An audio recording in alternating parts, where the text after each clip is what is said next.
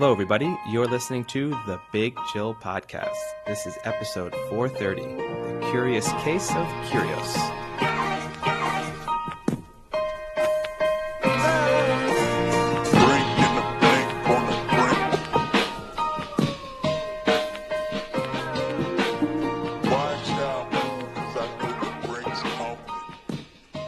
Hello, Big Chillians. Welcome back to the Big Chill Podcast. Eddie, you look very well rested after your 4th of July. No major festivities for you? No, I wasn't out yesterday. They don't celebrate that in France? No, not a huge holiday here, no. I mean, there were, you can go to the odd bar and obviously, expat bars. There's a few things going on, but no, I was not out. I haven't been out since Saturday. Been pretty restful. Wow, I'm that's on a my whole 3 strict, days. Yeah, well, I'm back on I've been every weekday going to the gym too, getting back into that rhythm. So You say getting back into that rhythm, but when was the last time that rhythm had been there? It's been like a 7-year hiatus. Okay. You make it sound like it was a few months ago. No, it's been a pretty long time. I don't know It's if actually you been can say interesting. getting back. I don't know if that qualifies. After 5 Well, years, it's just you're starting new. I actually find it odd. And it's something that, I mean, maybe you don't experience because I'm imagining the gym you go to has a little bit of a different type of clientele. And I'm imagining based on how you've described it, it All leans shirtless. towards, well, it leans more towards like the very serious gym goers. Yeah. I would assume. So you're not getting the kind of, whereas the gym I'm going to, you do have that mixture. So there's definitely, and particularly when I'm going during the day, you've got the guys like dominating the kind of free weight section who are very much there for their serious workout. It does I do notice then you have two very different types of men, and there's a significant portion of them who just look kind of terrified, like especially when they're entering the gym, that they're kind of entering this sort of unknown territory where they feel as if they're going to be judged. It's a strange experience. Yeah. What was funny was when I lived in France and Tim and I, the gym we went to was a very serious gym. And it was funny because the only people that were really lifting there were either people who were professional bodybuilders or powerlifters, something like that, or someone whose job depended upon them being strong. So like a lot of Like a bouncer. bouncers, yeah, or certain types of construction workers where they had to, actually lift heavy things for a majority of their work. So it was really different from the American environment where I would say 70% of the people are kind of just going in and out occasionally just to stay fit or something like that, whereas there it was, if you had an actual need to be strong. It was kind of weird. But yeah, and that's kind of actually the gym I'm in now. It's mostly powerlifters and athletes and things like that. So it's a pretty dedicated group. So we don't get many of the people who are petrified walking into the gym. No. I also made the mistake today of cycling while watching the Tour de France. And You got caught up in the moment. No, it's the opposite. It's just really depressing to kind of be gauged, like looking at the difference between how fast you're going. And not that I was suddenly expecting to be, keeping strides with professional cyclists as I was plowing along, but it does put everything very much into perspective. While, especially as I was on also a recumbent bike, so even less of a challenge. That's funny. It was always interesting when they did those. They would have like the bikes and the treadmills with the TVs, but instead of actual TV, you could be put into like a race, like a virtual race. I mean, now they have obviously the way more advanced versions with Peloton and things like that stuff now. But like the old school ones were so bad because it was either like a beginner level or an extreme advanced level. So either you couldn't come close to competing with the computer, or you just blew the computer out of the water 5 minutes in. Yeah. I've been doing a lot of the like pre-recorded routes. So you're kind of watching countryside go by. Oh yeah. Yeah. Your area. You're like picking your area of the world to kind of explore as you're on the ride. And then I mean, to be honest with you, I don't pay that much attention. Like, it's not even something I'm really noticing. But then they do also throw in weird like historical facts. So you'll suddenly, you'll be cycling through the forest in Canada, and all of a sudden it's telling you how old some of the trees are and stuff like that. It's like a very bizarre experience. I guess, they're expecting that you're using this as a very much as a casual experience at that point. I wonder who that person is that wore that 360 camera on their helmet to do that trek.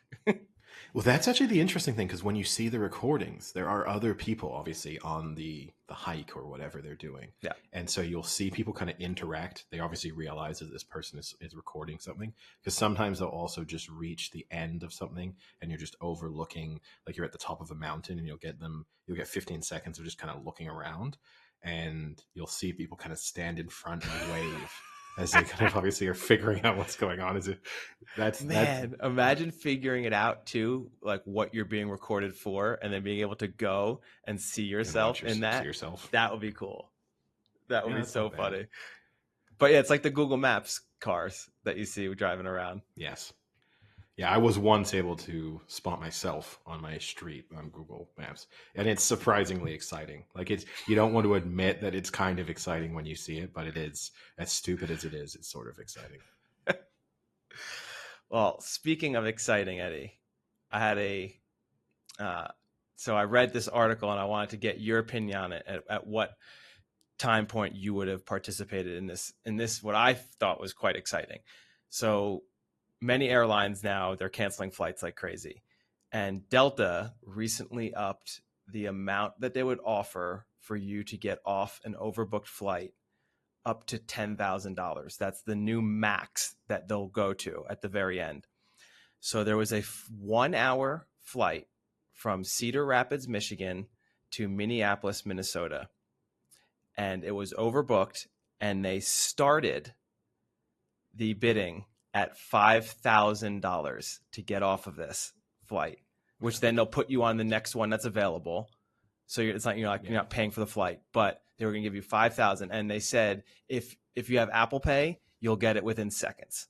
Like, it was cash. It wasn't a voucher. It wasn't like gift cards. It was cash. Do you take it at 5,000? It's a 1 hour flight.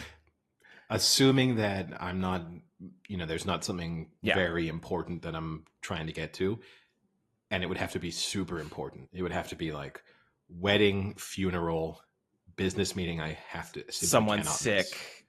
Yes. Yeah. Like, to be honest with you, even wedding, I'm probably taking it. I think I kind of agree. I'm just as long as you're not sorry, in the guys. Party. If you're not in the party, even if it's my wedding, I'm probably being like, sorry, I'm a little late. Like, it's just happened. But hey, I got you all cool. I got you all cool gifts from the gift shop. I just wouldn't tell anyone, that, because that would be the just reverse. Say it got canceled. My flight got canceled. I wouldn't say canceled, because someone might look that up. I would say I got bumped off my flight. Overbooked, got bumped. Like, I'd know you're lying now. If I ever say that now, yeah. Or I just say I missed it. Like, oh wow, really bad traffic on the way to Cedar Security Rapids was crazy. Yeah, you should see that airport is a joke. Just go on a long rant, and hope that no one else who's then in that meeting or at that event was on that same flight or in that airport. Yeah. I saw you take the money. I saw you hold up your Apple Pay. Yeah, you were waving frantically. You said, "I've got nowhere to be." You high-fived everyone as you went up. All those idiots that are in line waiting to board the plane early. Oh, I definitely take 5,000. Okay, like 100%. So no one took 5,000. Not one person. They then bumped it up to 7,500. 100%. Yeah. Again, I mean, I've said 100% 5,000. No one took it. They then bumped. So I think the other caveat for this is they're already on the plane. So the plane's already loaded. Yeah, you're being asked to get off. Like, you're in your seat. They bumped it up to $10,000. It took 25 minutes for them to get enough people to get off the flight. The really depressing part of the story, not depressing, but the part that kind of sucks for this one who's like talking about the story, was that there was a group of 8 who kind of said like, oh, we really don't have anywhere to be. We'd take it, but we don't want just some of us to take it and other people to go. They then found out that it was 8 tickets exactly. And had they spoken up when it first got announced, they all could have gotten off and gotten $80,000 between them and just got on the next flight the next day. They were like, yeah, we had nowhere to be. We were just like coming back from like a vacation, but we had a few extra days off, blah, blah, blah. And they didn't know. And by the time they said something, 2 people had already taken it. So they didn't want to do it anymore. Especially, you would think if you are a group and you know that they need multiple people to get off, you would think one of you would approach and kind of try and negotiate at that point. Yeah. Like, we're a group of 8. How many do you need off? Oh, you need 8? Okay, we'll take it for, even when they're offering 5,000, because you could quickly look up, right, and see what the maximum amount they say they'll offer. I guess in the back of your mind, maybe you're thinking this is what they publicly say is the maximum amount, but maybe they really go over this amount. But if I then read, we do a quick Google search, it's us and 6 other people, and we see it's 10,000 each. One of us would just go up and say, there's 8 of us. How many do you need? Oh, 8. We'll take it for 80,000. Done in right here. You get all 8 of us. But yeah, I mean, factoring in the only other thing worth saying, because people maybe listening would be frustrated by missing this out, is obviously if you're starting a vacation or something and this is going to impact, like, oh, we're going to miss our connecting flight and then we've already paid for hotel, like the knock-on effect of missing that flight could be considerable. And yes, they'll say they'll put you on their next flight, but they're going to put you on the next flight they have available seats on. Yeah. So you might get stuck in Cedar Rapids for 2 days. You never know. Maybe. But you'll still have $10,000 in your pocket to compensate yourself with. And they'd pay for your hotel, for example, as part of that too. Like, if you have to stay overnight, you'll also get that thrown in, and like the stupid vouchers they give you for meals and stuff in the airport. Yeah, I'd take the 5,000, but I do understand when you're sitting there, if you know the maximum is 10, because you'd feel like a little bit of an idiot immediately taking the 5,000 and then finding out no one else really jumped at the opportunity, and you could have had 10,000. I wonder if later. Well, it didn't happen here, but I wonder if they would like recompensate you. Yeah. Well, I mean, I would it would be tempting to go up to them and say, I'm willing to get off the flight. What's the most you could offer me? Yeah. And seeing if they give you the deal. But I mean, it's pretty crazy. It even took over 20 minutes just to get 8 at $10,000 for a 1-hour flight. In a worst case, you pocket 10,000 and you Uber 8 hours to Minneapolis for what? 1,000? Then you got $9,000. You could probably. I mean, look, if there's 8 of you, you could book a private plane. No, but seriously, I know, but a 1-hour flight, for less than $80,000, you could book a private plane from Cedar Rapids to Minneapolis. I'm sure that would be so funny. We got 80,000 and we spent 70 on it for a 1-hour private jet. It was amazing. Yeah, we still had 2,000 each or whatever. Like whatever amount it works out to. I don't know. Still be a better experience than your Delta flight, but now I almost dream of that sometimes when I'm flying. I do too, because I fly often, and I've never had that before. No. Nope. Admittedly, I do. When you hear about people taking the like 500 or something, that almost seems more trouble than it's worth. I'd still probably be tempted by it a lot of the time. Like especially if you're facing a 1-hour flight and you think, what, I'm going to have to sit in the airport for, 4 or 5 hours. That doesn't seem like the end of the world. I'd probably still consider it. But I'd probably turn it down once you start getting into the thousands. Once you get into the 4 figures. Yeah. It's very tempting. And I mean, like, if I have to stay in a hotel that night, I love hotels. I'll do it. Yeah. Yeah. If I'm not in a rush, who cares? Yeah. But speaking of allowances, this can transition us into the world of sport. I don't know if you've seen that Wimbledon has been complaining because players have been taking advantage of the daily food and drink allowance. I saw this. That they have been. So Wimbledon allows every player to have £90 to spend on drinks and snacks and food, and coaches too. No, the coach, you get to elect one coach who then gets £45 per day. Okay, but I think basically anyone within your team can kind of use that combined allowance. Like, it doesn't specifically have to be you. You can go and say, I'm buying this on behalf of Rafa Nadal. I'm in his camp. And basically they've seen that people have not been using this as an allowance, but rather a target. so that everyone basically spends 90 pounds a day on food and snacks. And I think they said the tipping point they basically listed was they saw a coach walking away with, I think it was 24 yogurts. Yeah, 24 Yeah, yogurts. I or saw that. so, which admittedly seems slightly excessive. And so now they're thinking of reconsidering it. Supposedly the Australian Open has already had to implement some kind of restrictions because they previously offered unlimited access to food and drinks, and then just people completely abuse the system. And so now they've actually put in strict limits. But I See, thought it was interesting that's to see. surprising to me, because I would think with the mentality, if you told someone that like all the food's free, that people wouldn't abuse it and would just eat what they want. Whereas if you told people you have a limit, that just the idea of having a limit, people want to reach that limit. If you see what I'm I saying, guess like to me, that's you how you I would assume people would think. But I guess that's not true. you you say that, Frank, but Yeah. only a couple of weeks ago you saw me take like 20 beers out of the Eurostar Lounge. So I mean, I was basically doing exactly the same thing. You stocked your fridge for a month. Yeah, admittedly, I wasn't. You were taking drinks that we said didn't taste good just to Yeah. retake more of them and then throw them out. Oh, I'm 100% sure there are players doing exactly that. There's players who's like, oh, I'll grab 3 of everything. And then they're like, oh, I hate these. Well, I'll just grab 3 of them again tomorrow.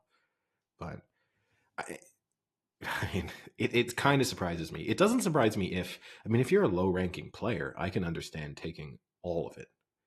Like if you're someone who's, on an annual basis struggling in terms of like, yeah, you're making good money, but the Grand Slam is where you're going to make the majority of your income for the year. I can understand someone thinking, look, I'm going to grab every drink and snack I can. And if I'm taking those back to my Airbnb or my hotel, that's a win too. Like I wouldn't begrudge someone lower down the rankings doing that. If I saw Rafa Nadal like walking out with, 15 Lucasades that he's holding on to when he's got like a sponsorship deal from another energy drink and just gets them for free anyway, that would probably annoy me slightly if I was an organizer. But from that sort of banal piece of news, I guess we can move on to the real excitement of the Wimbledon tournament so far, which was Saturday evening's clash between Nick Kyrgios and Stefanos Tsitsipas. Or Saturday morning if you were me. Yeah. Depending on your time zone. Sunday morning if you're in Australia. I don't know. But yeah. In the end, Kyrgios went through in 4 sets, came from a set down to win. He is in seemingly very good form, and with the quarterfinals still to play, one of the players in with probably the best chance of winning the tournament. But their match got extremely confrontational. Yep. Which everyone knew it was going in, because it had already built up. It had built itself up that there was going to be something happening. Yeah, I mean, I was surprised. So after Tsitsipas won in the round before, in his post-match interview, he was asked about like the on-court interview that they give after wins. Yep. He was asked about like, oh, in the next round you're going to be playing Kyrgios. Is that something you look forward to? And he complimented Kyrgios. Yeah. He said like, we all know how talented he is, but then we also know, I can't remember exactly what he used, but sort of. He said he can be really great when he wants to be, I think is pretty much what was said. Which, if I were in his camp, whose camp? I would have said Tsitsipas. Okay. I would have been like, that's not what you need to say. Because you know that for that very reason, he can be great when he wants to be. You don't need to fuel that fire. Yeah. Like there is no reason to put a target on your back going into a match against him. You want him to be complacent, for him to lose interest, for him to get like worked up in all of the rest of the circus that surrounds the match and kind of lose focus on you. So it wasn't probably the greatest move. I was surprised. They've had clashes, kind of small run-ins before, but they also have previously played doubles together. So I was surprised with the level of animosity that developed on courts.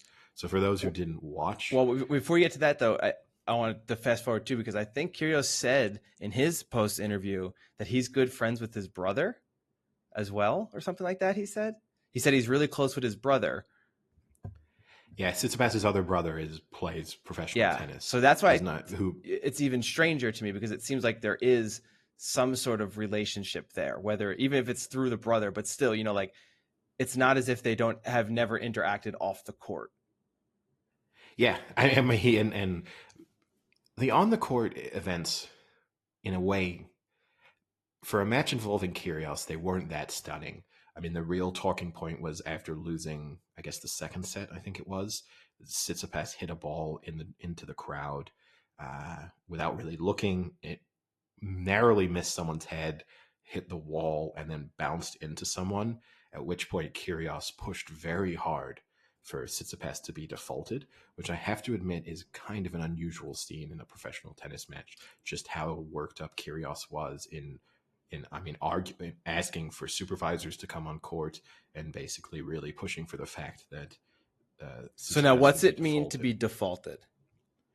It's forfeiting the match. If you remember, Completely it out of the happened. match, like done. Yeah, it's you have had extreme moments of it. It happened to Djokovic in the U.S. Open a couple of years ago when he hit a ball and it hit uh, an umpire, line judge, I think, or a ball boy, one of the two. I think it was a line judge though. And then he was defaulted. And Kyrgios kind of made a good point when the chair umpire said, "Look, I don't think that's significant enough to default him." Kyrgios said, "Can I just start wailing balls into the crowd then, like at any moment?" Which would have been an interesting move for him to just start, hitting 120-mile-an-hour balls after he lost every point just into the crowd. Tsitsipas got very worked up over the course of the match. He clearly started targeting Kyrgios on certain points, and then after one underarm serve, just, I mean, smashed the ball out, like kind of like the thing you see, like a very petulant child move. It's the kind of thing you see when you watch like 8-year-olds play tennis, when they'll just be really worked up and they don't want to be on court anymore, and they just smash it out. The intentionally targeting Kyrgios at certain moments when they were both in the net is a somewhat frowned upon thing to do in tennis. Like, it's accepted at times, but What? Well, I think you're fast forwarding though, because you're missing the points at which Kyrgios was, according to most people watching, was being very disrespectful of. What did he say? Because then he complained to the judge and said he's being disrespectful of his opponent, of the game, and of like the spectators in general, or something like that. Because he, at one point, like through the legs, underhand served, yes, and then underhand served again. He did it twice. which like, Kyrgios has been. I mean, there have been famous moments of underarm serves. Again, one of those things totally allowed within the rules of tennis, but frowned upon for the most part. And there have been really infamous moments. Michael Chang famously did it, I think, in the French Open final in the 90s. There have been certain moments when players have had to rely upon it, but for the most part over the years, you kind of only seen it when someone's injured. That's typically the only time when you'd really see, when they have like a shoulder injury and they have no alternative. Kyrgios has been someone who's used it pretty extensively. It's over the last couple of years become much more commonplace. Some players hate it, some players don't care. Andy Murray used it I think in the first or second He round of did, Wimbledon, and then afterwards said he doesn't understand what the big deal is about it. but he He's didn't totally through his within the. legs underhand serve He didn't it. throw it, but I mean, what's really the difference? Apart from the fact that you're disguising it slightly better. Like, that's the thing that Kyrgios did really well with the underarm through the legs. I think no, I think that one is kind of shoving it in your face. Maybe, but I mean, his argument would be, and the argument of any of the players who are doing it, because in tennis, what you are seeing more and more is the receivers will just go deeper and deeper and deeper because they're trying to put themselves in a better position to return the ball. And a lot of times, particularly on these big, like the center courts of major tournaments, the courts themselves are huge compared to what you would see. Like, I mean, at Roland Garros, for example, the center court is just massive. And when you compare it to the size of what a normal tennis court would be, you're getting a few extra yards at the back, and in terms of width, in terms of playing space available. Obviously, not in terms of within the lines themselves, but in the additional space. Players are getting so deep, it is giving them a better opportunity to return. And so, the players who are doing the underarm serves are basically arguing, like, look, if you're going to stand 5 meters behind the baseline and put me in a situation where I can just dink the ball over and get an ace, then all that's telling me is you need to stand closer. Like, that's it. If you stand 2 meters closer, obviously I'm not going to do it, because if I do it, you're probably going to easily win the point. So there's this balancing act that has to be there. I can kind of get it, True, but but not through the like. It's you're showing off at that point. I think you're like disrespecting your opponent and kind of showing off in front of them. It's the equivalent like in hockey when people do the Michigan where they go around the net and pick the puck up. Anytime that's done in hockey, pretty much the unwritten rule is you can just destroy that person. yeah, Like whenever it's done, you want to almost break their stick in half because it's a disrespect move. And if they get it, they get it, like, and screw them. But if they're going to attempt it, then they're going to get the repercussions because it's disrespectful. if it had been anyone other than Kyrgios, I think I'd agree with you. But Kyrgios hits tweeners all the time, like at any point in matches when it makes absolutely no sense. He does a little bit to show off. I guess you could argue it's a little bit disrespectful. I think he would argue he's just. Oh God, I have such a good joke in there. I'm not going to take it. Though. I think he. Keep going. I think he would argue he's just entertaining and like it's just his laid back nature that he plays. But he often does it to his own detriment. I mean, you'll see him in situations where he could hit an easy volley and instead decides to hit a volley between his legs and he loses the point as a result. So if it had been anyone other than Kyrgios, I think you're right that I would have been annoyed if I'd been his opponent. But knowing who it is up against you, I think if you go into a match with Kyrgios, you'd set the over under on how many times he's going to hit the ball between his legs at 3.5. If he did it to me 15 times, I would think he was disrespecting me and just thought it was too easy. But if it's only a handful of times, it just comes with the territory. Yeah. So I mean, there was a lot of small instances. So the other thing was apparently Kyrgios was talking a lot, and at one point, this was a pretty good one. A reporter had asked him. There was a moment when he had missed an easy shot, and you replied, "Good shot." I mean, that is not nice. You must admit, if someone had done that to you, you wouldn't have liked it. And Kyrgios said, am I trying to be nice? I most likely wouldn't have come in here and said I got bullied. I said, nice shot. Now this is getting out of hand. Then he follows it up, though, which is great. This is classic Kyrgios. It wasn't an easy shot. I had a good serve, and I saw him working on his backhand return yesterday, and he hit the back fence. So I said, good shot. I thought it was. Yeah, I mean, you've then skipped a bit because in the post match, so Tsitsipas came in first in the post match interviews, and the kind of real talking point out of that was he accused Kyrgios of being a bully. He said he'd obviously been a bully when he was a child, and that he'd bullied him on court, and then Tsitsipas also threw in that he did not like bullies. Kyrgios was asked about this extensively in his post-match interview that followed on just afterwards. He'd obviously not seen any of these comments before he was then told them in his press conference. I think it was pretty fitting that in the conference itself, he was wearing a Dennis Rodman t-shirt, and that obviously was not a coincidence in any way. And I think he very much is viewing himself kind of as the Dennis Rodman of tennis, this kind of controversial figure who maybe gets a little bit more attention than he should do, in kind of more of a bad boy reputation than he probably deserves. Kyrgios was pretty stunned by the bullying comments, said he didn't understand how he possibly bullied him, that he should basically go away and work on beating him. He'd also be annoyed if he'd lost to the same player 2 weeks in a row because Kyrgios had beat him in the warm-up tournament to Wimbledon the week prior. In watching the match, it didn't come across to me as if Kyrgios was bullying Tsitsipas. I think there was a little bit of mental warfare going on. Yeah, I think it's a little bit of both. I think there was mental warfare, and I think Kyrgios was pushing it further. But I think it wasn't straight bullying. It was a little bit of him being too, like, letting it get to him too at the same time. No, I think that's the key. If Tsitsipas had just ignored it, you're going to get Kyrgios talking to the crowd. I mean, he's famous for doing stuff like... He's insane. He's insane watching him play. He's famous for doing stuff like asking members of the crowd which direction he should serve in. He does that all the time, particularly on match points. That's pretty disrespectful to turn around and ask him. At one point, he turned to his own box and yelled at them to stop cheering the same thing. He's like, will you stop cheering the same thing? It's the same thing over and over again. Just shut up. To his own supporters.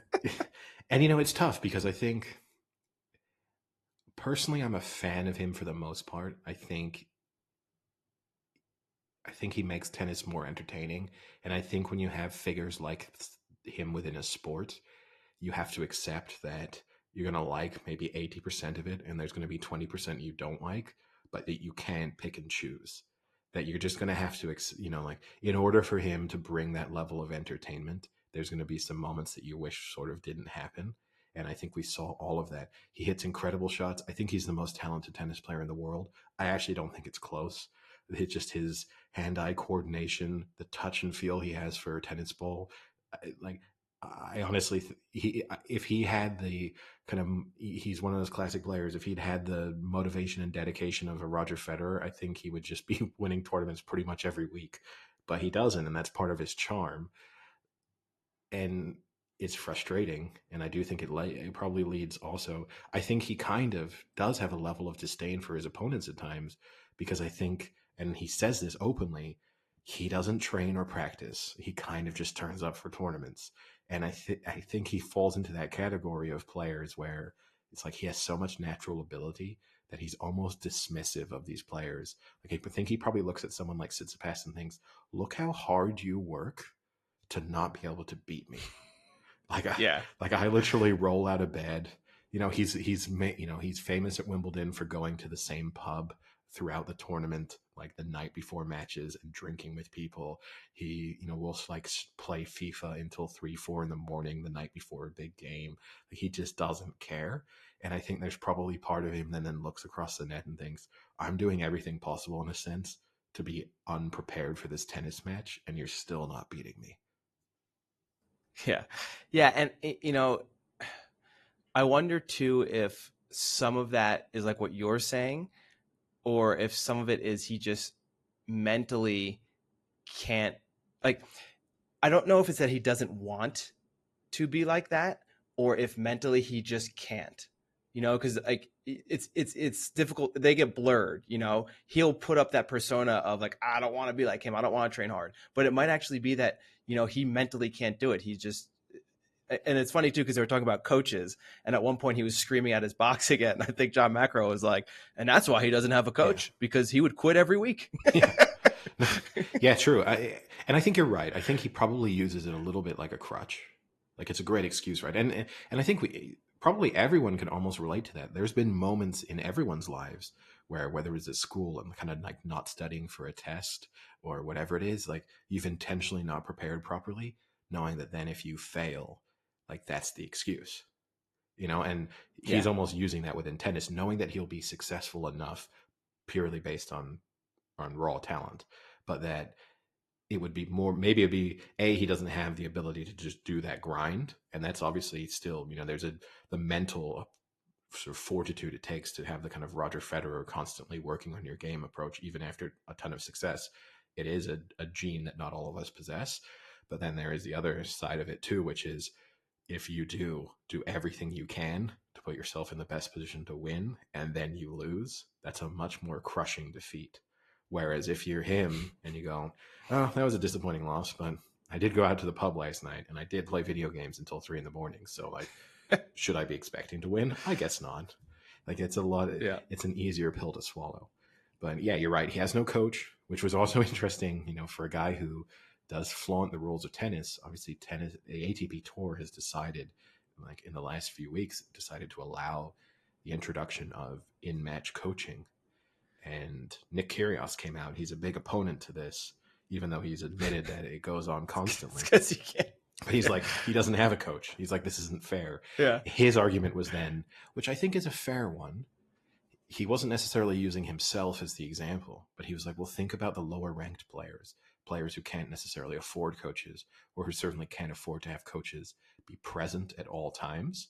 It's unfair that a higher, like a wealthier player gets to benefit from that advantage that just someone else can't, simply because they can't afford it. Obviously, in his instance, it's not because he can't afford it. It's just because he doesn't want one or couldn't possibly live with one. But I don't think you could hold one long enough. and yeah, I mean, and yeah, it would be it might be a dream job as a coach. Like, if you're not a very motivated coach, it'd be a great job, because you're just like, yeah, he's turned up once in 4 months. Like, but then. And then yelled at me for 20 minutes. Yeah, and he just flies me around the world. I sit there and stare at him. But yeah. Yeah. Yeah, it was an interesting match to watch. It was entertaining, to say the least.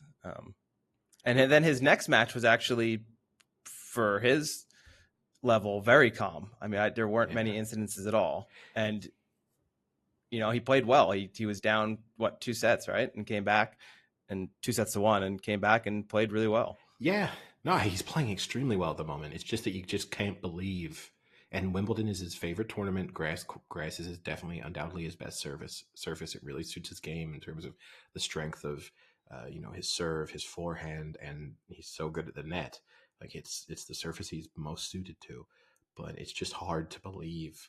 Like, I just, if it's him against Djokovic in a final, I just can't believe that Djokovic would lose, even though I do think Kyrgios is a more talented player and on the right day could blow him off the court if everything was clicking. I just think you're not going to see Djokovic get worked up in the same way Tsitsipas did. And I will say, kind of my last point in a sense on his post-match stuff, after his win then in the following round, he did come out and say like, "Oh, I'm sure I've upset a lot of people because almost everyone wants me to lose." That's straying slightly into the kind of Golden State Warrior territory for me. I was like, look, Yeah. for the most part, you're actually a pretty popular figure within tennis fans, and The last 2 matches, he's been the favorite from the crowd. yeah, people love it. 100%. I think people, even if they go into it not wanting to win, I think they get kind of worked up along with him, like the enjoyment of just watching him and all of that. I think he wins people over the course of a match. So I don't think for 1 second he's not Djokovic. Djokovic it knows that most people kind of want him to lose. He's a very unpopular figure. That's not the same for Kyrgios. Yeah, and he's now in his quarterfinals match, which he is favored, and if he were to win that, would likely go on to play Nadal in the semis. Yeah. And then obviously today the other quarterfinals were played. Djokovic survived a scare against Yannick Sinner, came from 2 sets down to win. And then Cameron Norrie kept the British hopes alive by, in another 5-setter, overcoming David Goffin. So I think if you're Djokovic, Cameron Norrie's been playing really well. But if you're Djokovic, that's kind of a dream semifinal to be playing against a first-time semifinalist who you would think you have every advantage over. And also, having played a tough 5-setter yourself, he'll be pretty happy to see that his next opponent also had to go through a grueling 5-setter. So, it looks as if we could have a Djokovic Nadal final, which I think everyone would have hoped for at the start of the tournament. It kind of, they tend to serve up instant classics a lot of the time. But if you end up with Djokovic versus Nadal or Kyrgios, I think whatever final that gold. is, it will be must see TV. Yeah, and watching a decent amount of Wimbledon and watching a decent amount of Americans just falter made me think that this is a very low point for American tennis. So my question to you, Eddie, who was the last number 1 ranked American tennis player and when? Well, you're mean men's, right? You're gonna fall into that trap. Yes, men's. That's a tough for men's. Yes, it's a low point for men's. Obviously, I think it's with Serena. It's a low point for women's as well, right? I mean, you have a few, but that's like more recently because I mean, Serena 3 years ago was dominating. Yeah, but after, I mean, even when you look back into the Williams dominant period, for the most part, it was sort of Serena Williams and then a bunch of Europeans, tended to be Eastern Europeans. And now you've basically just removed Serena from that bracket, and now it's just a bunch of Eastern Europeans. So, it's not it is a very much a down period for American tennis as a whole. But on the men's game in particular, it's been, last number 1. I would assume Andy Roddick reached number 1 at some point. I would think. So I'll say Andy Roddick. Andy Roddick in 2004 or 2003 to 2004 for 13 weeks. Yeah. How about when was the last Australian? Well, I'm going to guess it was Leighton Hewitt. Yeah. So just before him, really. Yeah, 2001 to 2003. Yeah. No, it's not. No, I think it's a cause for legitimate concern within American tennis. the complete lack of men's tennis players really coming through. I mean, they're doing an okay job of developing sort of top 50 players in the world, but just no one is really establishing themselves as a a top 10, a consistent top 10 player. And for the most part, they're almost they got like carbon copies of these. There's some exceptions, but just big serving, unreliable ground strokes kind of can be difficult to play on the day, and pretty good on hard court, pretty good on grass court, but just consistently over the course of the year cannot get results. But yeah, I don't know when the next US number one would be. It would be an interesting bet to have. Like, do I think there will be a US number one on the men's side of the game in the next, like if I set the over under at 9.5 years, I'd probably take the over. Yeah. We'd have to do a deep dive into the like 12 to 16-year-old division. Yeah. Which is also tough, right? And it's so hard to overanalyze the men's game because you've had these incredibly long careers of very dominant players. So there's plenty of players who have emerged over the last 15, 20 years who in other eras would have probably reached world number one at some point. But because you've just had Nadal, Djokovic, and Federer hanging around and being really consistent, and then throw in, Murray and Wawrinka kind of picking up the scraps at different moments in time, it's been very hard to crack the top 5 or to even consistently be in the top 10. Well, technically right now you have a non-big 3. For now, yeah. For now. Yeah. And that could last a while because obviously you're not getting any ranking points out of Wimbledon. So it could be a while until one of them gets back to the top. So I'll just give one more trivia for you and maybe for anyone listening that they can kind of put this in their pocket and bring up while they're watching the final. So kind of going off what you said, since from 2004 until 2022, Djokovic, Nadal, and Federer have been number one, except for how many other players? I'll say 3 other players. Incorrect. Higher or lower? Lower. 2. Incorrect. Just 1? Yep. Oh, wow. Just Andy Murray for 41 weeks. Huh. Has been a number one since Federer started number one February 2nd, 2004. Wow. I mean, and Djokovic ended it June 12th, 2022. Yeah, I mean, it's an incredible run. But that's insane to think 3 players dominating the sport for 18 years. Yeah. And throw in a little Andy Murray. And not 3 consecutive players. It's not one of those things of like... No, back and forth. Yeah, it's not, okay, one player came around, then the next one came around, then the next one came around. It's literally simultaneously. They have, okay, Federer was slightly before, but fundamentally they have sort of peaked at similar time periods. Yeah. So Federer's been number one 6 different times.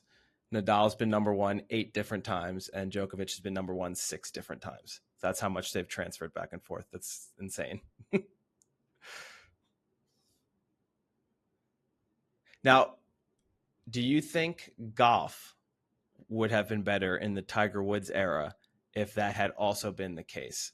Or do you think Tiger Woods being the number one and only dominant was better for golf? No, I think any sport benefits from like simultaneous dominant players. I think in any era when it creates better rivalries. So if you have a sense, like the Peyton Manning, Tom Brady discussion made both of their careers more interesting than if it had just been, well, Peyton Manning's definitely the best quarterback right now, right? Like it's not as nearly, I think it drives the people involved, but it also from a spectator or neutral standpoint and from a media perspective makes it way more interesting. And I think as great as Tiger Woods was for the game of golf, if you'd been able to put, I don't know, sort of Jack Nicklaus at the same time as Tiger Woods, because Jack Nicklaus in a way benefited from that, right?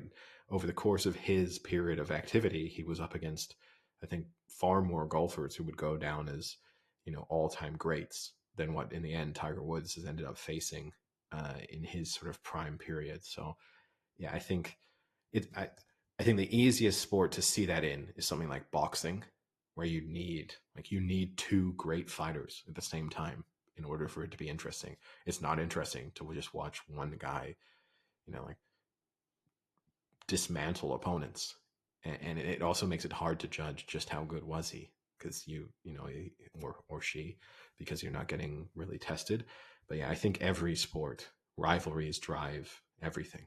And I think when I think back on, like right now in football, it's, City Liverpool makes the game more interesting to have them going toe to toe, or earlier on when it was Chelsea United or Arsenal United before that. I think that's better. And yeah, the same in, every sport.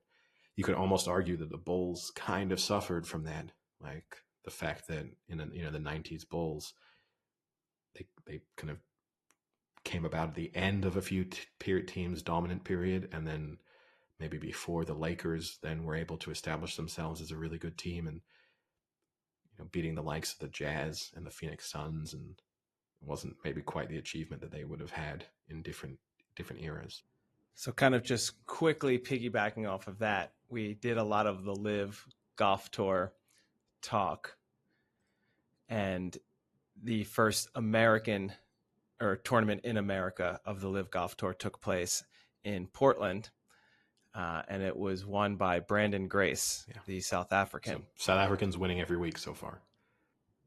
And he was actually third in the first one in London. So the only thing I think worth mentioning here, because the Live Golf Tour is notorious for the crazy money, is in winning, Grace claimed the $4 million individual prize, as well as a quarter share of the 1.5 second place prize won by his team, because it's also like a team tournament, making his total $4.375 million for winning that 3-day tournament. When you combine that with his third place in the first one, in 2 tournaments, he's now won $6.4 million. Yeah, I mean, and then you factor in whatever signing bonus he got. Yeah, I mean, it must be, even though I'm sure he was making a good living, he's a fairly well-established professional golfer, but I would imagine the last couple of months surpass what he's made in the rest of his career. So, I mean, no one's disputing that the money must be incredible. I don't know if you saw Sergio Garcia and his rant supposedly in the when it came to the Live Golf Tour, but in May, while he was playing on the PGA Tour, he supposedly got angry in the locker room and then shouted, "This tour is shit. You're all fucked. You should have taken the Saudi money." And it's led to a number of players basically saying they've lost all respect for Sergio Garcia, and that someone they held in such high esteem, they now have next to no respect for. That's awesome. So yeah, just to go off of Brandon Grace, this year on the PGA Tour, he hasn't won anything. But in 2020, so last year, 2020-21, he won 2.2 million. The year before was 350,000. The year before that was 1.3, and the year before that 1.5. Yeah, so he's made more in these 2 weeks than he has in the last 5 years on the PGA Tour. Yeah, pretty nice. And look, I've watched both tournaments. I've watched a little bit of the play on YouTube. This time around, I was struck by how small the crowds were in attendance. Like, it was remarkable. It kind of looked like you were watching just like the annual tournament at a golf club, and like the members were just coming out to watch their friends play a few holes. I mean, it was really striking how few people were in attendance. But I mean, it's worth noting the golf just isn't that interesting, and the fact that it's not being won by the big names is not helping. And once the interest in how much money they're winning subsides, I think that it's probably in real trouble, because it's only so long that we can be fascinated by, oh my God, look at how much this person won this week. Like, that will just become like, that's a non-story 3 months from now. But it's worth also noting, the PGA and the DP World Tour, the kind of formerly European Tour, in response, the PGA has increased its stake in the DP World Tour from 15% to 40%, and they've basically formalized this agreement where it establishes the DP World Tour almost as a sort of, I'm not going to say a feeder league, but very much the sort of second division and that you're then getting promoted onto the PGA Tour. It's a kind of a much more formalized relationship between the two, which some see as a positive, some see as a negative. But no, it's just interesting, and there's obviously this war that's now going on between the European Tour, the DP World Tour, and the players. They blocked them from being able to play in the Scottish Open this weekend. They've now Ian Poulter and I think two other players received. There's kind of a legal hearing that gave them permission to play in the tournament this weekend. But I did see it interesting to see I don't know if you saw, they released a letter basically threatening the DP World Tour, asking them to remove their suspensions and also not fine them. And the head of the DP World Tour came out with a pretty firm response saying, Fuck you. pretty much.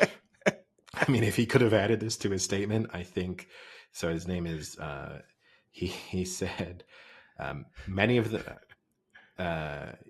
basically arguing that they knew that these suspensions and repercussions were a possibility. He said many of them at the time understood and accepted that. Indeed, as one player named in the letter said in a media interview earlier this year, if they ban me, they ban me. It is not credible that some are now surprised with the actions we have taken. The letter claims that these players care deeply for the DP World Tour. An analysis of past participation statistics on our tour in recent years of several of the leading player names named suggests otherwise. One player in particular named in the note has only played 6 Rolex Series events in the past 5 years. Another one only 4. I wish many of them had been as keen to play on our tour then as they seem to be now, based on the fact that they have either resigned their membership of the PGA Tour or, if they are still in membership, have been suspended indefinitely. So Nice. it's no one's backing down, which No. And I guess changing gears slightly, it's an off season in most other sports, but been some pretty major transfer news in the world of European football or soccer, depending on where you're based, over the last couple of weeks. I guess the most notable being Sadio Mane leaving Liverpool to join Bayern Munich in a move that I think surprised many. I mean, it was clear, it was obvious it was going to happen in the days leading up to it, but I think most would have thought he was pretty happy at Liverpool for the most part, and that he was the type of player who might sort of finish his career there. But in the end, he's chosen to go to Bayern Munich, which I think is a surprising move. And then, you've had, a few Gabriel Jesus leaving, unsurprisingly, City, now surplus to requirements at City after Erling Haaland signed and moving to Arsenal, and Calvin Phillips becoming City's other signing. Yeah. Well, the third signing of the summer, I think. So, I mean, really, I as a City fan and supporter, and like for the organization, it's obviously a great move to just have Calvin Phillips in your back pocket, whenever you don't want to play Haaland. But if I were Calvin Phillips, I don't know how I feel about it. And we've discussed this a little bit previously. On one hand, you're getting to train in probably the best environment that you could in the world. But on the other hand, you're not able to get that on-field experience day in and day out like you would at almost any other club. Well, so I think it's interesting because obviously he will be, he's kind of in the mold of the defensive midfielder who'd be kind of replacing Fabinho. So then it depends on the formation that they use, but you had Rodri who was doing so well in the back end of last season. They do, I mean, they just have, they have 2 or 3 options in every position. So I think when you sign for City that you're going to play, even if you're one of their very best players, you're going to play 60%, 70% of their matches. You might play 100% of their big matches, but you are going to miss out on a considerable number of games just because they need to rotate their squad slightly, and that's part of their strength and depth, right? But I do agree with you. I'd be torn whether or not I'd want to play week in, week out. But then you hear players. It was interesting. I heard Rob Green in an interview. So he was, a goalkeeper who played, for a number of years for different Premier League clubs. He had a few England caps. I mean, he's famous for making a huge mistake in the 2010 World Cup when England played the USA. He kind of let that fairly weak shot uh, kind of squeak by him in that 1-1 draw in the group stages. He spoke about playing. So he then signed for Chelsea at the back end of his career. And I think he only played 15 minutes during his 2 seasons. I think he was there. And that was I think he said, I think it's a preseason friendly. And that's the only time he got onto the pitch as a goalkeeper. Because, I mean, especially as a goalkeeper, you know that they're never going to, don't really need to rotate. And they definitely, there's not going to be many tactical substitutions to bring you on. He said that he almost learned more in those 15 minutes playing for Chelsea than he'd learned in the rest of his career because he just saw how world-class players play. And that he'd spent the rest of his career kind of trying to stop them from doing things, but he understood all of a sudden, like in those 15 minutes, he saw how players moved for the ball, and him as a goalkeeper, like the idea of playing it out from the back that, top teams really, Yeah. I mean, almost every team tries to do now. He saw how they would move for the ball and create space and come to the ball and all of that. And in 15 minutes, he just realized, wow, this is a level of football I have never taken part in. And I thought that, maybe if you hear something like that and you're Calvin Phillips, and in particular, right, he's trying to secure his place in the England team ahead of a World Cup and try and establish himself as a consistent player for England. Maybe you see something like that and think, okay, I'm going to miss out on, like, I mean, the player to ask is Jack Grealish. He's the perfect example. Yeah. Like, if you're Jack Grealish, does any part of him think, I wish I'd stayed at Villa and played every single week? Or did I learn, am I a better player as a result of like what I've gone and done at City? I see, and I think it might be two different questions, because maybe developing yourself and your talent is probably better because the majority of time you're developing is in training. So you're going to be around the best in training. But in terms of getting into the spotlight and getting to be a household name, which eventually could get you a better contract and get you further and further, that might be the part that you're limited at a club like that. Because I have to imagine Grealish is getting so much better practicing day in and day out with City than he was with Villa. You'd think so.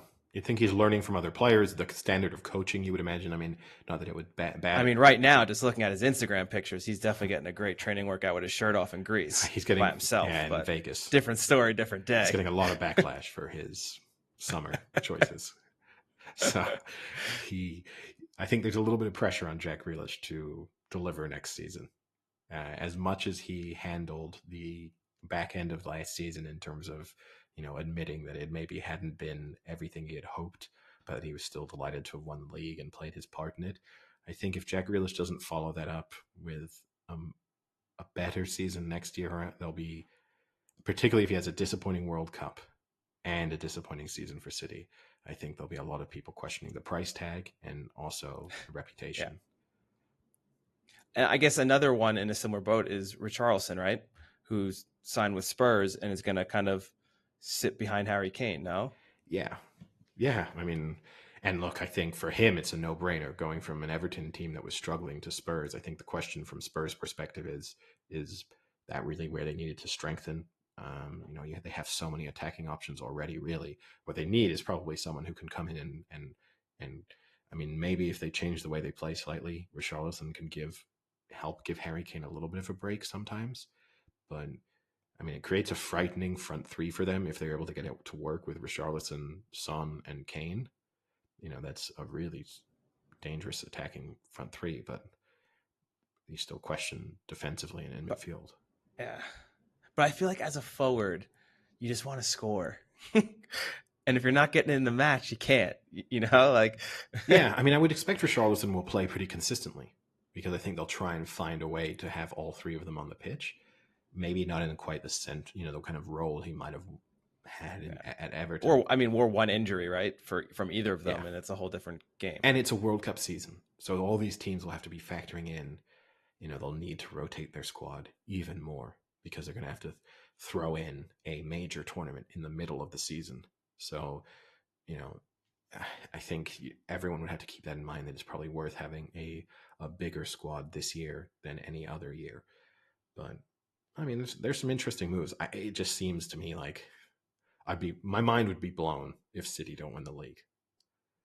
Like Liverpool seem to have got weaker, and City seem to have definitely got stronger. So I'd be stunned. I'd be absolutely stunned. Well, Liverpool had a pretty decent signing, right? Yeah, yeah, they splashed the cash on, you know, the next big thing for Portugal. But and they've done pretty well. Their transfer record over the past few years in terms of identifying talent has been pretty good. But replacing Sadio Mane, he didn't have a great season last season. He had a good first half of the season, not a great second half of the season. Replacing him on last season's form, not that tough, but replacing him in terms of the impact that he's had at Liverpool over the last 3 or 4 seasons, those are huge shoes to fill. And you know, I don't know, it just seems like City. I feel like City have got considerably stronger, and at best, you maybe say like if their signings turn out to be really very good, at best Liverpool have stayed the same. And so, you know, and if assuming Holland stays injury free, or at least reasonably injury free, and finds his feet in the Premier League, it feels like City addressed the big area of weakness. So I don't know. I'd be really, really surprised if they don't win the league. And if only Sam were here, we could talk about Arsenal signing an American keeper. Yeah, who then made headlines for refusing to sign a Spurs shirt. I don't know if you saw that, but he was at like a No. U.S. I don't know, it was after a practice or Oh, something. I did see that. Yeah, He yeah. refused, which is the thing you're supposed to do. But as a new signing, I think as he walked away, he said something like, "That's disgusting" or something. I don't know, it seemed a little bit performative to me, but it is what it is. And I guess sticking with America, the LAFC got a big signing. Yeah, Gareth Bale joined. Free. Yeah. Yeah. I mean, yeah, Gareth Bale signing. Obviously, everyone has made fun of the fact that, LA has so many golf courses, that clearly that's what's influenced his decision. And then, I've seen on social media a number of people just sort of post maps of LA with, golf courses pinpointed to show how many golf options you'll have within close proximity. For the MLS, I'm not going to say it's a big signing, because there have been much bigger signings for the MLS, and I mean Gareth Bale basically hasn't played football in 2 seasons, 3 seasons almost, but he's still not far off his prime. He might be the best Well, player to be going to the MLS in this. I won't say ever, because you had the kind of George Best, Pele, not in the MLS itself, but in the predecessor. But in terms of the modern era of the MLS, Gareth Bale might be the best player kind of in close to his best years that has ever gone to play in the yeah. US. Well, I was going to say, when I say Gareth Bale is 32 years old, do you still think only 32, or do you think, wow, he's 32? I think, wow, he's 32. And not it's not a positive. Like Yeah, that's what. yeah. I think, wow, he's 32, and think, I mean, look, it says a lot about his mindset that he's chosen to go to the MLS, because there are a lot of rumors that he could have done stuff like gone to play for Cardiff, which would have been an interesting move. Would have required a huge pay cut on his, on his end, but it would have been, you'd have at least thought, what a nice story. This kind of player from Wales going to go and play back home and try and help Cardiff get promotion, and in a season where he'll be going to represent Wales in the World Cup. It would have been a pretty nice storyline. I mean, there were also rumors, that was not to be believed, that he was going to go and play for Wrexham, but it says a lot about him that he's opted to go to the MLS, particularly in a World Cup season. I would have expected him to try and get a 1-year deal in a league where he really felt like he could have put himself in the absolute best position to go to a World Cup. But it says a lot. It's kind of the Nick Kyrgios mindset almost. Like, I don't need, we've just spoken about players, right, kind of going to clubs where it can help them to improve or help them to be in the best form possible. And he is actively choosing to go to a place where there's no way he'll be tested as much as he will then be tested at that World Cup. So it does say a lot about kind of what he thinks of himself and what he thinks he needs in order to be able to go out and perform at the highest level. Yeah. And then similar to him, you had Lorenzo Insigne, who also went to Toronto FC. Yeah. Yeah. No, I mean, About the same age, too. I think like 30, 31. yeah. That makes more sense. I think he would have had fewer options available to him. But, I it's different. It depends on who you are. You had Chiellini also signed for LAFC, but that makes way more sense. He's at the very end of his career, and he's not going to a World Cup this winter. And he just won the Euros and won everything he could have ever won over his club career, actually playing consistently.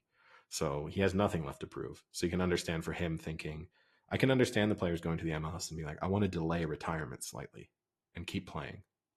Because I think if I were a professional athlete, I want to hold on to it for as long as possible, even if it meant dropping down the levels.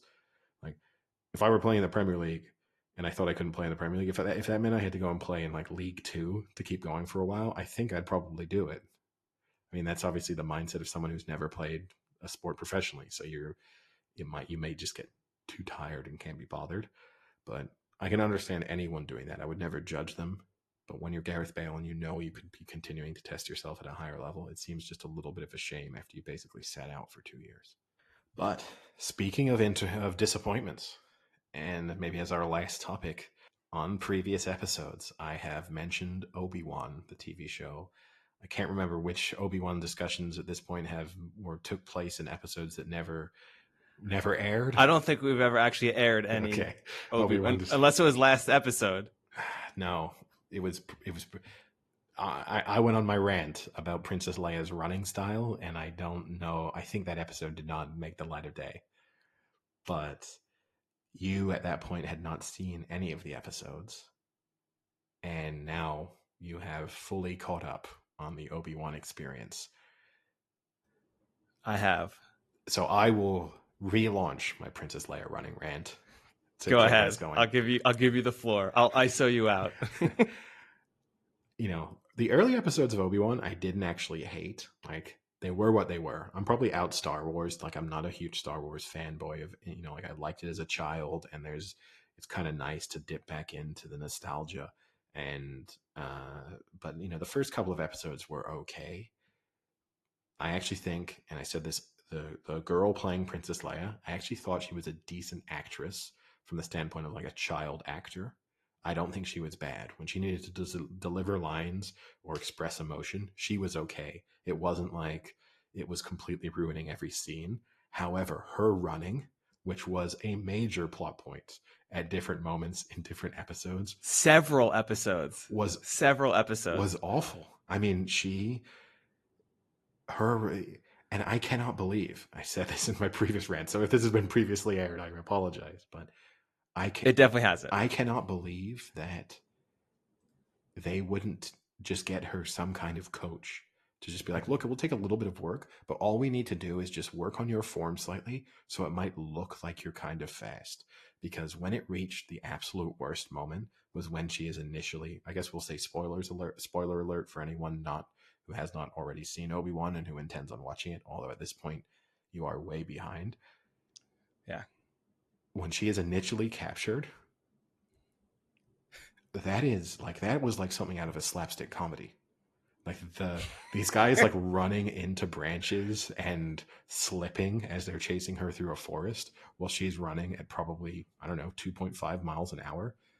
They gave her one reasonably athletic thing that when she slid, that was the one moment where she kind of like looked under the tree log. Yeah, looked okay. That was the one moment where you're like, okay, her size is an advantage in this. But these idiots just so fixated on following this little girl that they were just running into things as they were chasing her. It was laughable. Like if that had been in a spoof, if that had been in Spaceballs, I would have believed it. So for it to actually be in Star Wars in whatever serious form you want to classify Star Wars as, it blew my mind and completely ruined the experience. Yeah. So I've got a few takes on Obi-Wan. I will say I did, for the most part, not enjoy it. The only thing I actually really so all right, well, definitely spoiler alerts because we're gonna get through like all the major plot points. That running was terrible. There's even a point in the second episode when Obi-Wan is chasing her through like the market, and she somehow eludes him when he's half a step from her, and she outpaces him. I mean, that was No, annoying. it makes no sense. Also, it's not as if Princess Leia as an adult was famed for her athleticism. Do you know what I mean? Like, it's not as if they're playing on, oh, yeah, remember in the original 3 Star Wars movies where she was this kind of physical phenomenon? It's Yeah, just like she was just a normal person. And then all of a sudden now she's this child who no one can catch. yeah. Okay, a few things that angered me about it. One, Star Wars is notorious for having the like stormtroopers that can't hit a shot to save their lives. And I don't enjoy it because it's so unrealistic, but I'm on board for like, oh my god, they're so bad. There's 70 of them shooting at 2 people and they can't hit these 2 people. I don't know how, even if you're just shooting blanks anywhere, you're not hitting them. But they counter that with the first scene of the show where the stormtroopers come in with Anakin and just wipe out Jedis, the most talented fighters in the galaxy. Yeah. In that first scene, the stormtroopers are just wiping them out. Well, as a whole, with this whole idea of Jedis being persecuted and hunted, Jedis are unkillable until the plot requires they get killed. And then they're like, they just fall like just flies. shooting ducks in a barrel. Yeah. That's not even shooting fish in a barrel. But I guess they were shooting ducks in a barrel. You can shoot ducks in a barrel. Shooting ducks with their wings clipped in a barrel. And their feet have been cut off just to make it even easier. They can't even paddle around. Like, no, I mean, yeah, they are like, because that was episode 1, and then you fast forward to episode, I don't know what it was, 4 or 5 or 6, where the stormtroopers like corner the rebels or whatever they're called at this point, and they can't hit Obi-Wan and the woman who's not even a Jedi. They can't hit her to save their lives. There's like 40 of them in a tunnel that's 6 feet long, 6 feet wide, and they can't hit her until like eventually they do. Like 20 minutes later, that part was annoying. The part that really, really, really gets me about Star Wars is the intermittent use of the Force. I cannot stand it. So I'll give you the number one example that drove me insane. The first encounter with Darth Vader and Obi-Wan, they roll up into like this junkyard, and Darth Vader like lights a fire and then uses the Force to basically pull Obi-Wan into the fire, and is just embarrassing Obi-Wan, just demoralizing him and giving him first-degree burns in the process.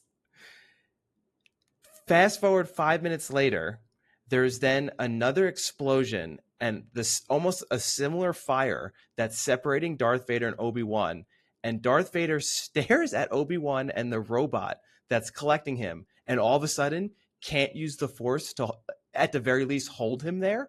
He can use the Force to drag him through a fire to his own death, but he can't use the Force to hold the robot from carrying him away. Is the dumbest thing I've ever seen in my life. Because then 2 episodes later, he pulls a fucking ship back. He pulls a spaceship back. And here's the thing. But he can't hold a robot? Here's the thing is, I'm sure there's probably some fanboys out there who can explain this. You know what I mean? Like, there's probably... No, there is no explanation. There's no explanation. They probably in the canon of Star Wars have probably written some explanation that gives them a pass on this. But fundamentally, the only thing, Obi-Wan made it clear to me, the only reason the Star Wars drama kind of continues is everyone involved kind of in it for the love of the game. Like, they're not willing to finish this thing off. Because you're right, Darth Vader had ample opportunity to kill Obi-Wan, and just like, he's just toying with him. You know, it's just, yeah, he's just in it for the chase. And then similarly, flash forward to kind of towards the end of the series, the climax. Obi-Wan could just kill Darth Vader. Like this could have been the end. The whole Well, and vice versa. no, but Darth Vader had Obi-Wan in the trapped rocks under the and didn't rocks. finish him off. I guess he assumed he was dead. I don't know. Why wouldn't you check? But then, he just wanders off. He's like, oh, that's done. Yeah. And also, again, these guys are supposed to be able to sense each other with the Force, right? Sense it. Yeah. How do you not sense that he's still Yeah. alive? Or sense he's dead, either way. Yes. But then, okay, he has Darth Vader just there, just to be finished off. And then just gets emotionally overwhelmed by the fact that his friend, Anakin Skywalker, no longer exists. So he cries and wanders off. And then as a result of this, planets get destroyed. You know what I mean? Like thousands, if not millions of people lose their lives just because Obi-Wan was a little bit too torn up over the fact that his friend has fully evolved into a monster. See, now this is where you can fully roast that part too. Because before that scene, Obi-Wan is quoted as saying, "It ends here. One of us is going to die." So he's going into it saying that either he's going to kill him or he's going to get killed. Then he has the opportunity. And see, this is where I think it's even worse, is because I think the reason he's holding back is because he still thinks it's Anakin and it's still his friend. But Darth Vader clearly says to him, Anakin's dead. It wasn't even your fault. I took him over. There's no more Anakin. It's just me, this terrible, terrible person who's going to kill millions of people. At that point, you say, you know what? You're right. Anakin's gone. You're dead. But I think you actually touch on a good point there, which is if they drilled home that element more, that he still thinks there is some element of humanity within Darth Vader, which, if you think about it, would be justified as it plays out, because towards the end of when he admits that he's Luke, I'm your father, and has all that bit, there is something he left. shows that there is some of him left. But you're right, it's Obi-Wan being like, one of us dies now. If it were the reverse, if throughout the whole thing Obi-Wan was arguing with people, no, we can still save Anakin Skywalker. Like, we can still do this. But the fact that he seems hell-bent on killing him until he has the opportunity to do so, and then doesn't even say, like, they should make it too obvious that he says, like, no, I can't do this to you because I think you can still be saved. If he'd done that and wandered off and been like, okay. Because they actually played it the opposite. Yeah. They make you seem as if he realizes there's no Anakin left. Exactly. So why not kill him? Why not kill him when half of his mask has been destroyed and he literally can barely breathe and he's just there to be killed? And then that to me brings the other point of what I didn't like about the show is that, one, Darth Vader's not dying, and neither is Obi-Wan, and two, Luke Skywalker isn't dying either. Yeah. And that's okay. I'm okay with that. What I'm not okay with is the bullshit reason they give us that Obi-Wan doesn't kill Darth Vader. Like, that scene isn't logical. If something had happened and like he like goes to kill him, but then something crazy like the I don't know, the planet splits and he floats away and he can't get to him, I'm okay with that. Okay, you could see the intent, blah blah blah, but the way they ended it, why he didn't kill him, makes no sense. Yeah, and also they tried to have all of these, moments of, what's going to happen next? Not really cliffhangers, because they weren't always at the end of episodes or anything, but you just moments within an episode where it'd be like, bum, bum, bum, here comes the big decisive moment. Who will die? Obi-Wan or Darth Vader? Will Princess Leia survive? Will Luke Skywalker survive? And it's like, unless you've never seen Star Wars, they all do.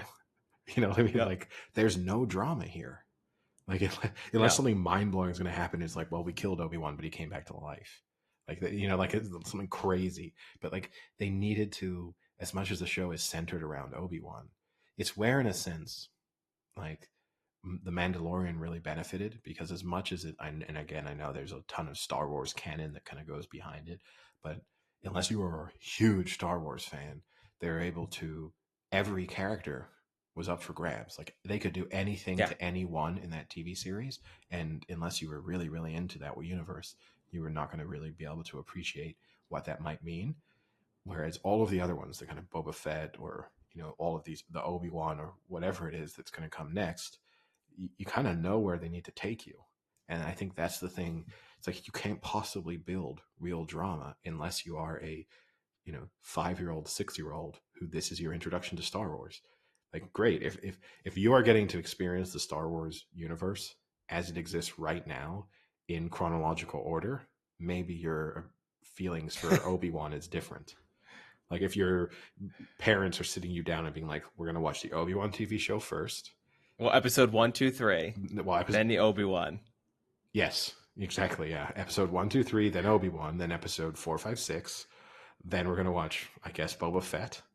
Or maybe the Mandalorian first, then Boba Fett, and then wherever the other episodes fit in at different moments in time. Well, Mando fits in somewhere in between. It's before 3. Yeah. And then you have the weird other things like the Han Solo movie, right? So that has to fit in somewhere. Like, if you're getting to go through all of these things, otherwise, all of these prequels, you're just like, well, I know this person doesn't die. And then they don't do a good enough job of building any kind of real emotional attachment to any of the newer characters. So when they kill them off, you're like, I don't really care. Anyway, speaking of characters, I know I don't want to dwell on this show too much because I'm sure everyone listening, most people haven't seen it.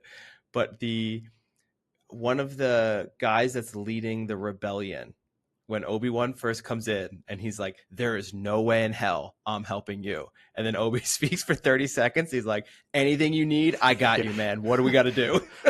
Where was that 180? No, that 180. It's even worse than he said. He goes, there's no way in hell we're helping you. We got to save all of these people's lives. That has to be the focus. And then he says, Obi-Wan goes, that little girl, though, you don't know what the Empire can do. And he says, I don't know what the Empire can do. And then he obviously implies that his wife was some kind of Jedi. He's like, we tried to live a normal life. Then they came and killed her. I know exactly what the Empire can do. I'll do whatever you need. Did he forget that his wife had died? And he's like, oh, shit, I should probably help. Got me. He doesn't explain. If it had been his daughter or something, he could have been maybe playing on we got to help this little girl. Fine, this reminds me of my daughter. Do you know what? I would want her saved too. It's like, my wife. Okay, what about all these other people? You're like, oh, fuck all these other people. They're not princesses. Better save her. Yeah, it was really good. That cracked me up. Oh man, yeah. Overall, not very good. No, we need a Star Wars break. Yeah, but the only good scene, even though the logistics of it were shitty, was the fight with Darth Vader and Obi-Wan. Really cool. Like, from a CGI visual effects, awesome. But there is no way in hell, if you had told me you get a cool 10-minute scene, but you got to watch 5 hours of random crap to get to it, I would never do that again. But even that scene kind of gets ruined for me because I start to see it, and then all I imagined as that scene started was being in a movie theater and just a bunch of Star Wars fanboy dorks getting lightsaber boners and just screaming and cheering as the fight broke out. You know what I mean? I could. Can I ask you something? What's the difference between a normal boner and a lightsaber boner? If you're a fanboy, it's just extra enlarged, engorged. Is it shining? You can pick your color. But that's all I could imagine. I was like, I bet you there are people. I bet you there are a number. I would not, if this is not a handful of people who are probably in their living rooms watching that, and that fight scene started. They're like, yeah. Finally. Yeah. And that made me hate it. Oh, I mean, the number of people that I have seen who are big Star Wars fans who loved the show. Insane. I don't understand how you can watch that, regardless of how much you enjoy Star Wars, and say, wow, that was extremely well done. But I mean, that's the thing to me. I could have, there was a moment in time, right, where we were kind of starved of Star Wars content. Where it's will we ever get another Star Wars movie or another Star Wars TV show? And I can understand at that point, if you're a huge Star Wars fan, that anything you were given, you were going to love. But at this point, we're overwhelmed by Star Wars content. So if I were a huge Star Wars fan, that would actually make my standards even higher. Be like, no, this is really disappointing. I love this and you're ruining it. Instead of, I love this, I must love everything you do. That bit I never get. Yeah. No, I don't either. Hey, there's some Star Wars rants. Probably won't have any in any time in the future. It's so disappointing that our Ozark rant never got published. Maybe I can because that was a much better rant. Do you know what? I can probably put our Ozark rant. If you really want to hear our thoughts on Ozark, I think I can publish our Ozark rant as a YouTube video. So if people want, search for the Big Chill podcast on YouTube. And if you disagree with a 3-month-old rant, if you disagree with our thoughts on Star Wars, search for the Big Chill podcast on Instagram or Twitter, and you can tell us that we're wrong there. See, now there's another example of a show that told you about an ending, so you knew none of the characters would die. But what I like about this, what's better about this one, is that scene ended up not mattering fuck all for the entire show because they just got out of a massive car crash completely unscathed. It would be like if they call this one Obi-Wan and he had just appeared in the opening scene and then disappeared. Yeah. And do you know what? People also raised a good point. Through all this massive struggle, what's Yoda doing? Yoda's just this super powerful Jedi who just living off on he's in hiding, just on his swamp island doing nothing. Like he knows like he's got his swamp ass, but he knows like sitting around. But he must know the importance of everything that's going on, right? Like he must be able to feel it in the Force, like how close the world is to utter destruction, and he's just there, killing bugs in his swamp. Just holding out. I know there's big arguments. People love it, right? There's that like Reddit movement to argue that the Empire was actually that they were the good guys. That there's big arguments for this. It's like a popular internet movement. In a way, when you kind of see how people behave in Obi-Wan, maybe they're not wrong. Like maybe the Jedis are just selfish assholes, and the world would have been better off without them. Yeah, maybe. So I guess that about wraps it up. The only other thing I had was we mentioned last podcast about the Colorado Avalanche winning the cup and the celebrations. They had already dented it now multiple times.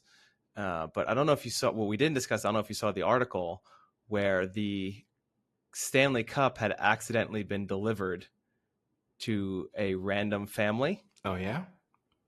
So apparently it was the first day it was supposed to go to the Captain Landeskog's house, and they got the address mixed up by like one number was off.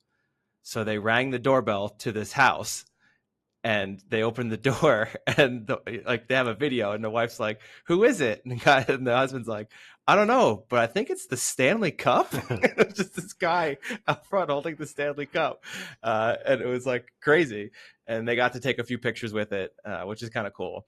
But it was just completely random. Could you imagine, like, what would be the coolest trophy that could be delivered to your house, you think? I mean, I think it's probably the Stanley Cup, but I would just want to drink out of it. Like, that would be my... Do you think you can negotiate that? No. I think they don't let you do that. But I would just say, like, can I just pour one beer into it and drink out of it, please? Yeah. Like, I don't even need... We won't even film it. No. Like, I don't even need photos. Like, I just want the story that no one will ever believe me. Never happened. I can tell it and people won't believe it because there's no pictures or proof. Yeah. But I'll know. Yeah. Yeah, I think... Yeah, but there's no way they let you do it. I don't know. The way the players are treating it right now, maybe it's not the worst thing. Maybe you negotiate. Like, whose house are you going to? Like, can I come with you now? And get a picture? Yeah. Maybe that's the move, and then you hope that'd be cool. Then you hope that they go, hey, you can stay. You know what I mean? Like, you tell the funny story, like, oh, you guys won't believe it. They delivered it to my house first, and I just asked if, like, I could maybe come along to get a picture with you. And maybe, just maybe, they say, well, you're here now. You might as well stay for the day. Because, I mean, alternatively, if you were really quick on your feet, the guy who's delivering the Stanley Cup has no fucking idea who these players look like. And you could have just been like, oh, thanks. I knew I was getting it. See you later. And just take it into your house. He stays around, doesn't he? I don't know what the specifics are on that. He just knows where it is. and it's like you can't. I think so. And if you go out with it somewhere, then he has to go. I think it's something of that along the. I think there's a pretty good chance they could have taken it at least for an hour before someone realized what happened. Before like Landis got called up and been like, "Weren't you guys supposed to deliver the cup to me like 4 hours ago?" Yeah, I mean, if that happens, if he leaves it, Sold, black market. Do you just? I'm gone. You just go. We're getting on an airplane. It's just people going to the airport. Doesn't that guy have? You just check. Is his hand luggage the Stanley Cup? I think what you do is you go on the roster, look to see what player you most look like, quickly try and find a way to get his jersey, put that jersey on, and then just go to a bar with the cup and have people think you're him, and just live that fantasy for as long as you could. I don't think you'd even have to look like anyone. I mean, assuming you're a guy under the age of 40 and you just say, I'm a hockey player. I think, I mean, unless you were. But if you're going to a bar in the town, right, because it's in Denver.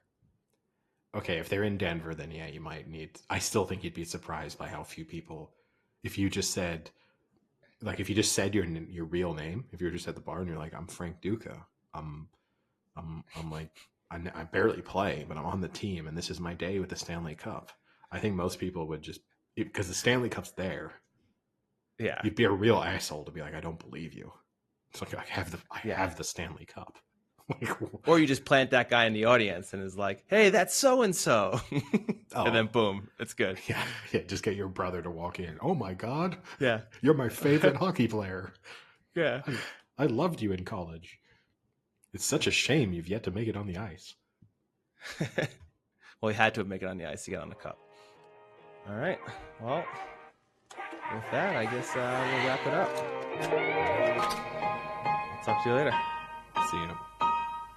Cheerio.